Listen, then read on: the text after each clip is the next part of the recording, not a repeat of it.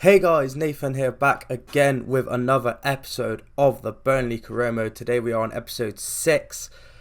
And before I get into the video and get into today's games, obviously don't forget to like the video, comment down below what you think of the series and what you want to see next on the channel. And most importantly, don't forget to subscribe. The goal is 100 subscribers by the end of the year, which is really rapidly approaching. So all of your help would be very much appreciated. It does help grow the channel and helps me produce better content. But anyway, getting into today's episode, we've got our first game in the Carabao Cup against newly promoted Premier League side along with ourselves, Sheffield United.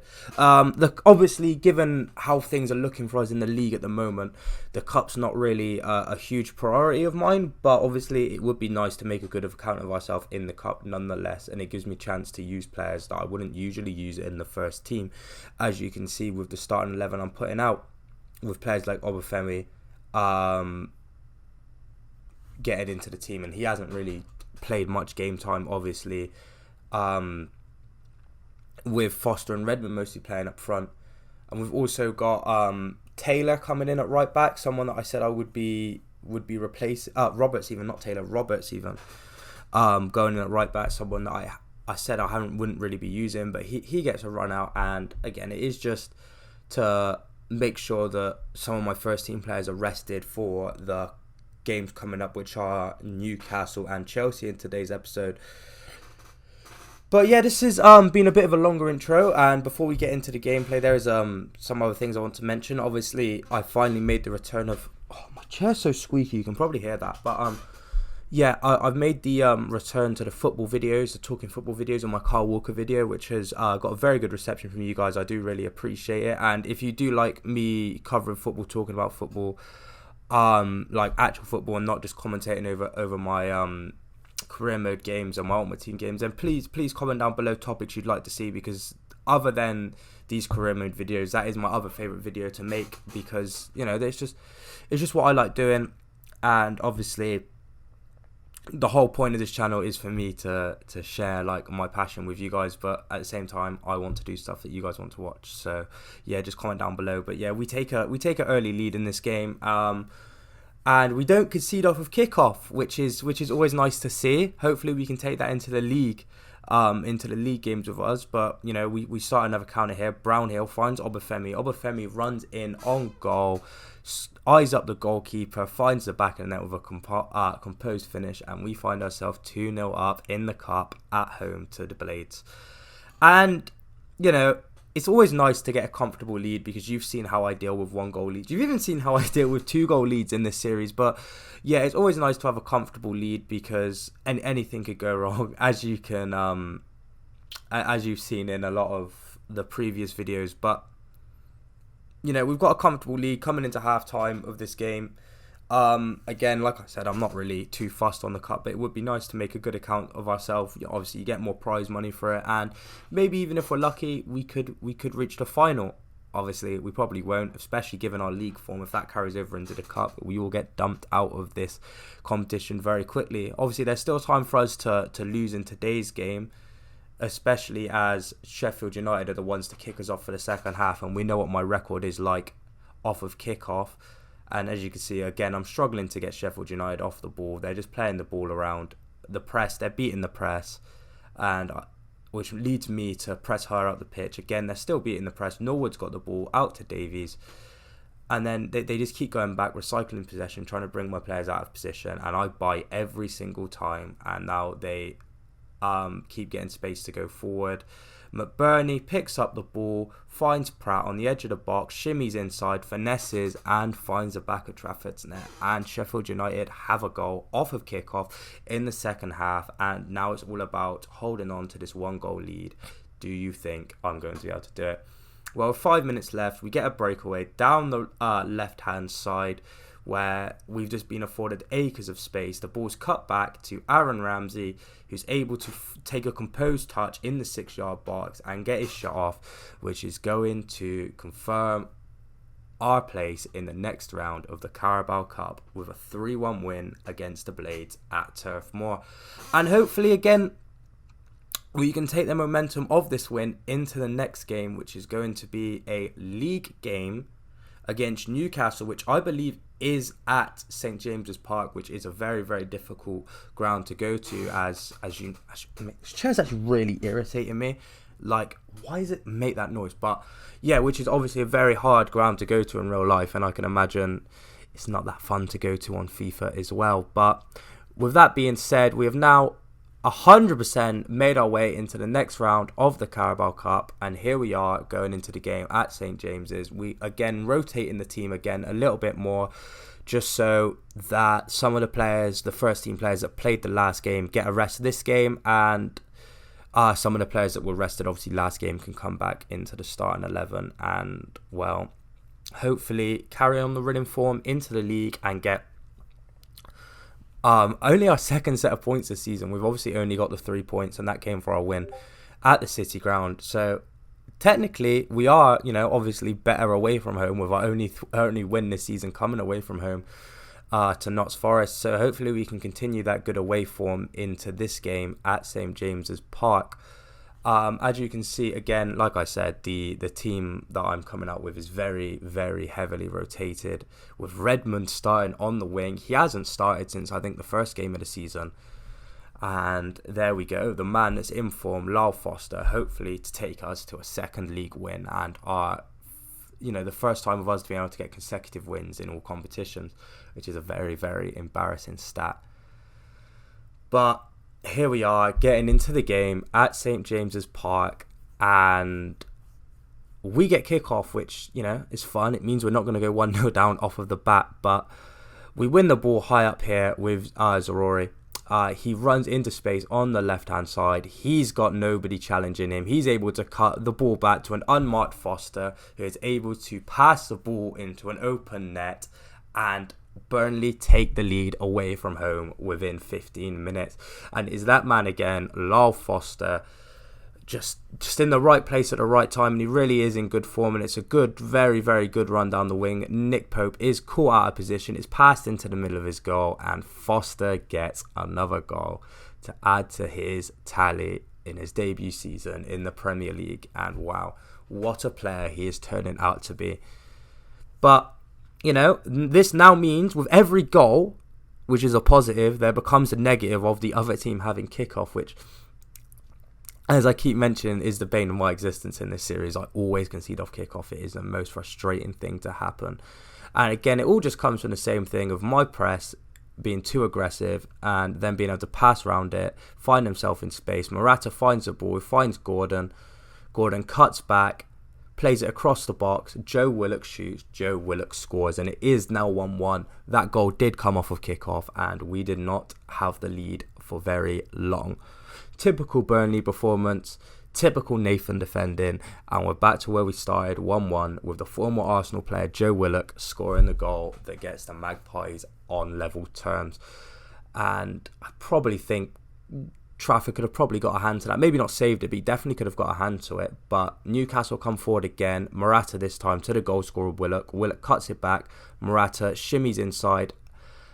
Does a little 1-2 in the box. All the space and time in the world. And Morata scores to make it 2-1 within half an hour. And now we really are in trouble, because things just go from bad to worse like they do every week. And it's just not good defending from me, is it? It's not good all-round play from me, and I really do need to sort things out. But we come forward here with Eriksen. We're dispossessed.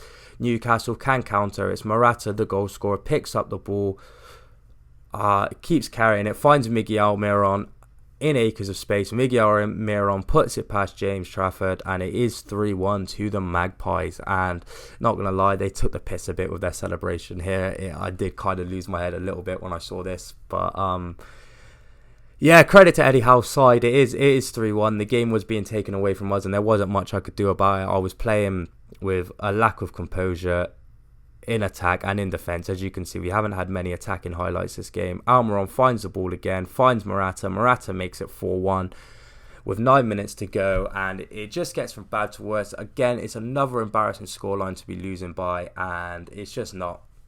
It's not what you want to see. They get one more attack. Almiron takes a touch, shoots. is then cleared only as far as a Newcastle player on the edge of the box. Almiron picks up the ball again, shoots, it's saved, but they can't stop the rebound, and it is 5-1. And that's what the score is going to finish at St James's, and it's on to our live commentary game against Chelsea.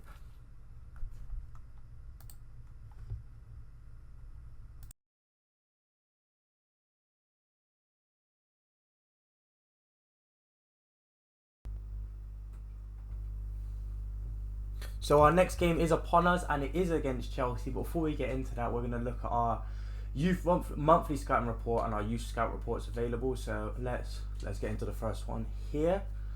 What have we got looking for us? Ooh, that one, he could be a shout, Atkinson could be a shout. Jeffries, no. Sadler, definitely not. Miller, no. Daniels, definitely not. No. Lee, potentially. Baxter, yes. Bryant, yes. Dunn, no. Macy, yes. How are you that? That's crazy. So it will sign you up. Who else was it? Was it Brian? Yes. And then I think it was Atkinson as well. Yeah. Those can all be offered contracts. We'll go into the. Where's everyone? Scout report available. This one, yeah. So no, definitely no.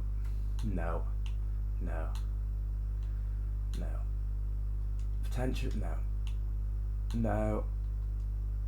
Yes. Harvey Morris, you absolute star. He's the best of the bunch. I think he's the best of the bunch, to be fair. So, there was one I missed there actually. I need to go back to that. I got a little distracted there. Let's go back to where is it? Is it under scout reports, or is that just for the senior scouts? No, it is under youth staff. It must be under youth staff then. I don't know. I always get lost in these menus. I always get lost because I usually just do it through the emails. Oh, I've missed out on it. Oh, it doesn't matter. So where am I going to send you out to? You know what? We'll do that after. We'll do that after the game, I think. We'll do that after the game. But before we do that, I'm going to go look at those new youth players that I brought in and see how they're looking. So Brian, 5-star weak foot. That you know what? Things can be done there. Hunt, yes, you're still looking good. Atkinson, not as good as I was expecting. Who else? Massey, no. But let's look at Morris. Yes. He looks incredible already. Obviously, he's only 60 rated, but that'll do for now. It'll do for now. It will do for now because where would I want him to play though? Can he?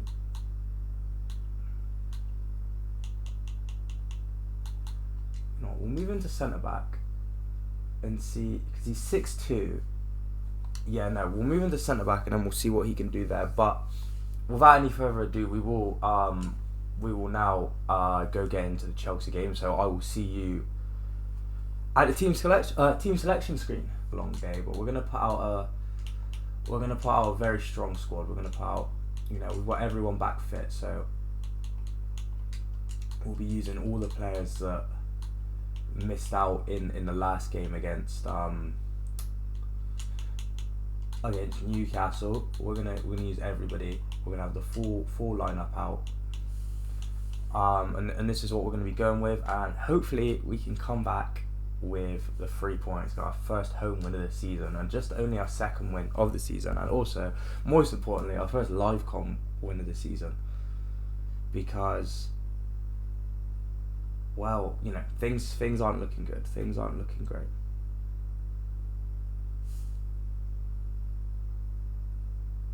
scorers are fixed to one man. In wonderful form, can he add to his goal-scoring haul today on EA TV?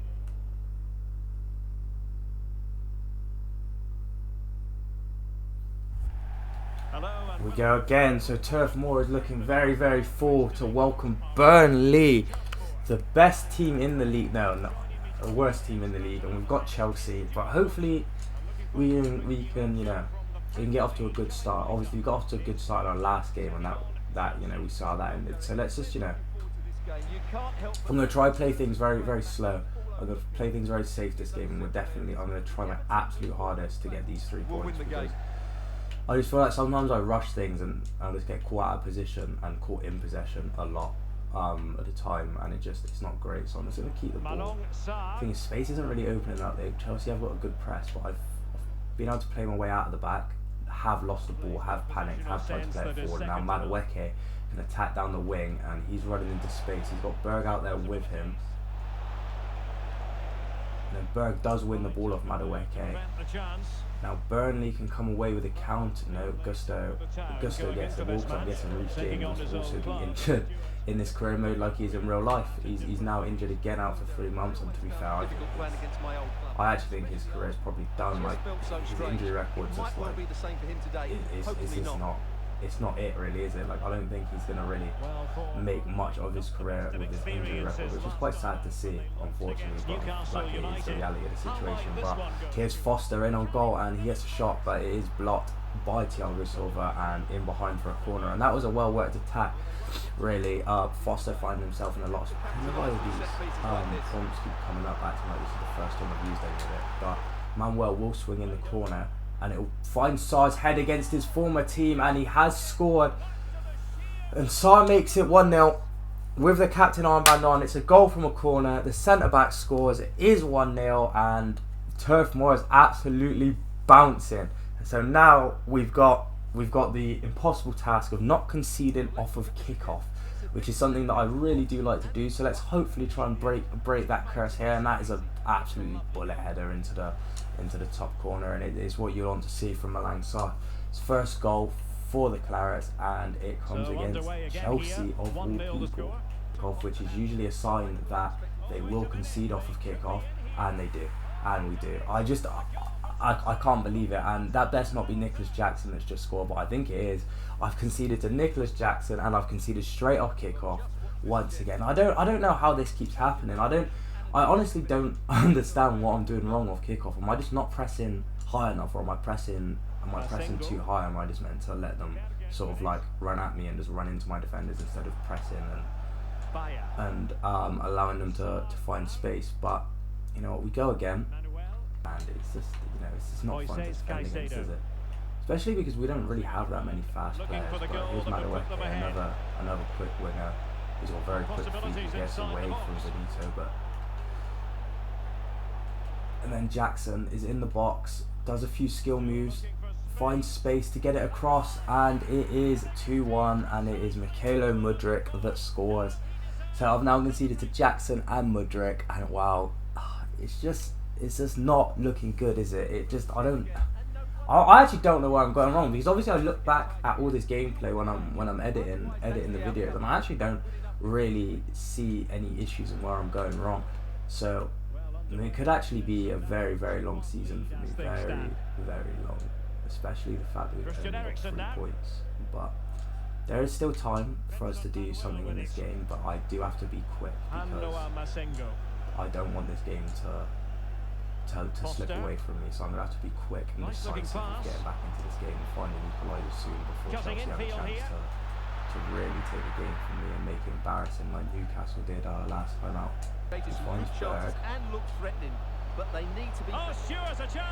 He finds Foster, who finds the back of the net. I thought that went over. I thought that shot from Foster went over, but he loops it over Sanchez with an impressive chip, and the ball looks to be going over, but dips just at the right time, finds the back of the net, and Burnley are back in this game. It's a good pass from Berg, and the chip, I thought it was over, but wow, that dip, and that is definitely that's the best goal we've scored this season. That is a very, very impressive chip, especially as the goalkeeper stood at standing height. He's not bent down. It goes straight over him and into the back of the net. And Lyle Foster really is on fire. 7 goals in 8 games. As I say every game, I was right to put my faith in him. But now let's try not to concede straight away. And well, we don't concede straight away because the halftime whistle was blown. So does that count as us not conceding off of kickoff for the first time in this series? Which is, I told you that record would be broken. But yeah, no. This game hasn't been. I spoke too soon. Because they've got kickoff. They kick off the second half, and I could still concede for a kickoff here. Now options are plenty. This is not good at all. So I thought he won the ball, but he didn't. And Jackson scores. They do score off kick. And it's Caicedo. It's Caicedo that scores. And I won the ball about 3 times in there, but it would always fall back at the Chelsea players' feet. And sometimes I think I am just destined to lose. But we do go again. Look, it's poor defending in there, but I probably should have won the ball higher up the pitch, and we find ourselves behind once again. And I did speak too soon because we did concede off of kickoff. But it's Foster now, finds Eriksson. He finds Foster again, but this time he's out wide and can't really find the shooting position. But we cut inside. Masengo's waiting in space on the edge of the box. He can now look to find the pass. He finds Eriksson, who finds Berg, who finds Masengo, who finds Lyle Foster, who finds the back of the net, and Burnley are back in the game once again. So we have another chance to break the curse of conceding off kickoff, because Lyle Foster and Masengo link up once again. And Foster, cool as you like, he's never going to miss, especially when he's in the form he is right now. And bang, it is 3-3 and we draw level again. And now it's Madueke again. That's and Chelsea looking dangerous. Jackson, and let's give credit to the defending. Well, now it's just about trying to keep possession as well as I can. Masengo is able to pluck this one down, finds Eriksson, who loses the ball straight away, and he really hasn't had the impact that I thought he was going to have. Like, although I know that he's not fast, he's not like great on the ball, I thought his passing was going to add a lot more to the team than it does. He doesn't actually create that many chances. It's a perfect challenge. And now I can't get the ball out, and that's a big save from Trafford. That is a real big save. And